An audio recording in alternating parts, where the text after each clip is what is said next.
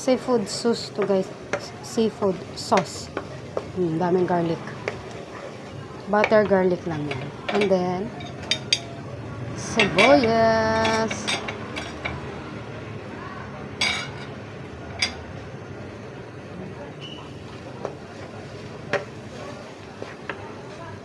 And then, lagyan natin ng garlic powder yan guys. Garlic powder.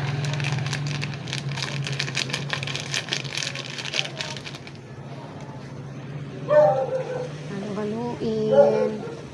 And then, lagyan natin ng lagyan natin ng atsuete. Tapos, lagyan ng paprika. Ayan. Halo-halo. And then, ilagay natin yung sabaw ng kanina. Pinagpakuluan natin.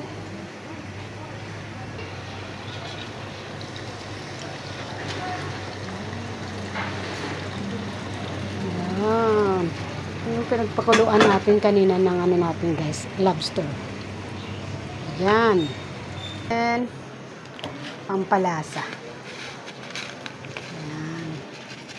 Pampalasa yun guys. Yan na guys. Tikman natin na kung masarap.